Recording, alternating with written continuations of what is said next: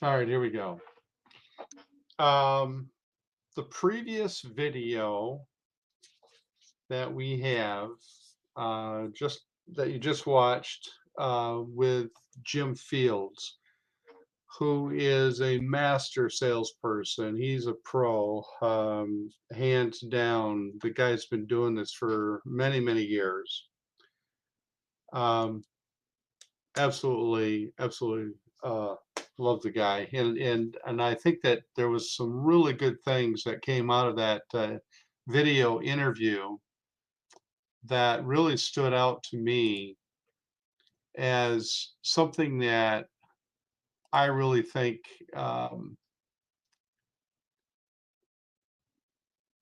really I learned some things. I've been in real estate for a good chunk of my life. I've been involved in other businesses for many, many months, years, doing different things, and always being involved in some sort of sales process to get a product on the market, whatever the situation is. But Jim just nails things left and right. So hopefully you got some really good, got some good stuff out of that.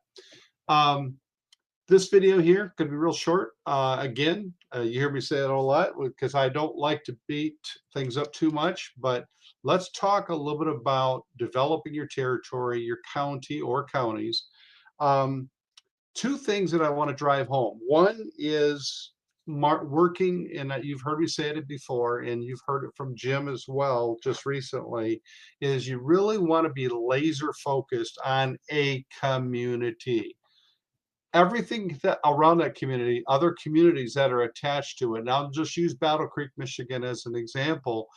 If you focus on a community and you bring a vendor on and they're at the 198 or 75, 79 level, we can put them into Charlotte, Michigan. We can put them into Hastings, Michigan. We can put them into Kalamazoo, right? And that helps your communities get filled up as you develop your communities.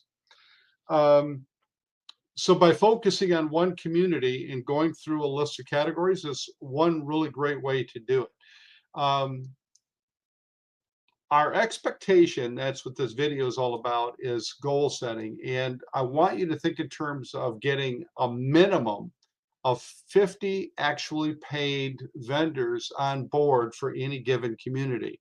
So if you're focusing on Canton, Michigan, right? Then my goal is I want to get a printer on. I want to get several restaurant deals. I want to get a couple coffee shops. I want to get one or two oil change deals and just go down your list.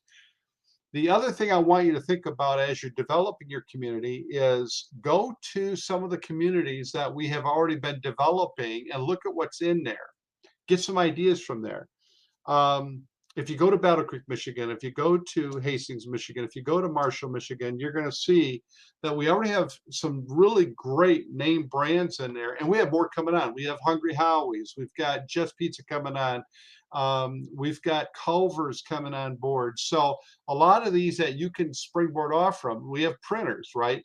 So you could say, hey, I'm going to focus on some of these brands in my area because I can point to these areas as a way. So that'll help you a little bit.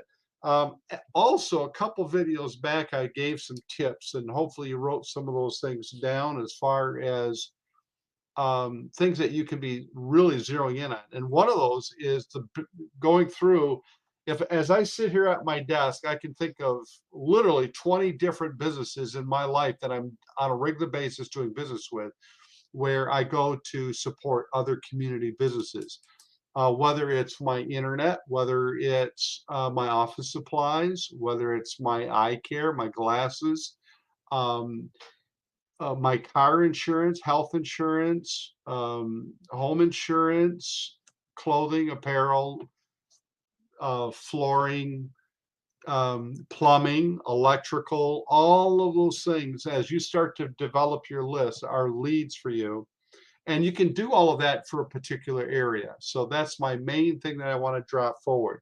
So think in terms of 50, getting your communities in your area up to 50. Once we get to that point, then we have something to sell. This card right here, right? This card, it has no value if I scan the QR code and I go to a community that's close to me and there's nothing there, right? Well, I might click on a few other communities around it that because I know the area, and I might click on there and then, wow, there's nothing there. So I'll check this back in maybe a couple of months and see where they're at. Um, Thank God I don't need my $60 that I paid for this card, but I hopefully the organization's using my money to a good way. But I also hope that they could develop this card and give me some good value so I can get my money back and I can save some money. So that's what people are going to be thinking. And so it doesn't really make sense to really bring on nonprofits that are going to sell the card probably like within a matter of weeks if you don't have at least so step one is, and it's always kind of like what comes first, the chicken or the egg. And so we always answer it this way: you really got to honestly work them both, because in order for me to go out and market to businesses and get them to sign up, I've got to be pitching a nonprofit, right? So that's why we kind of are in that pickle.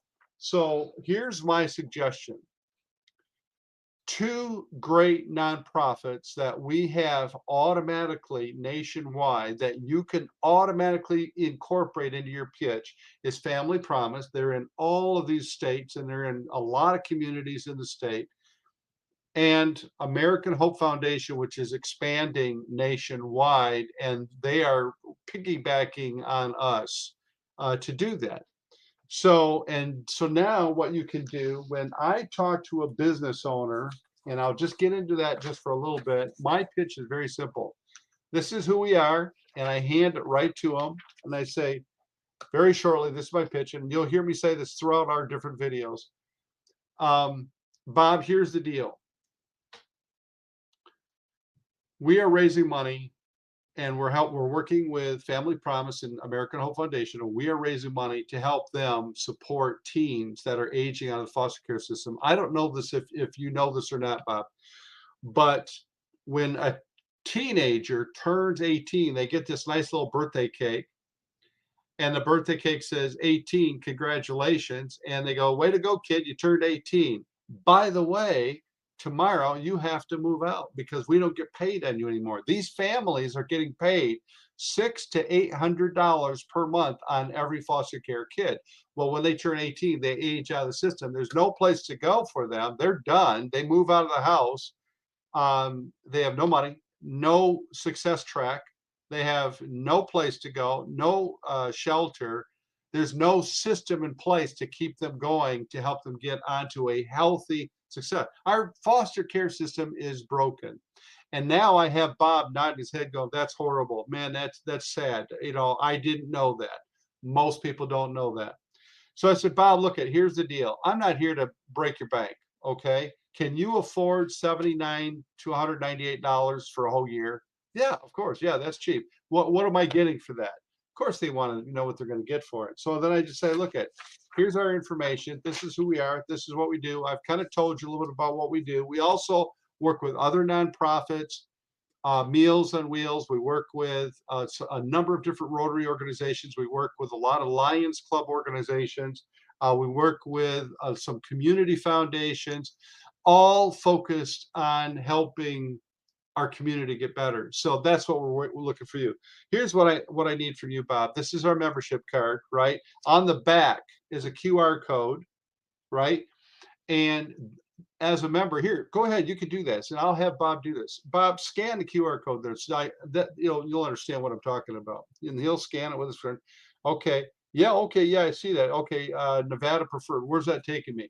Okay, scroll down, you'll see all the communities, right? There's our community right there. Why don't you click on that?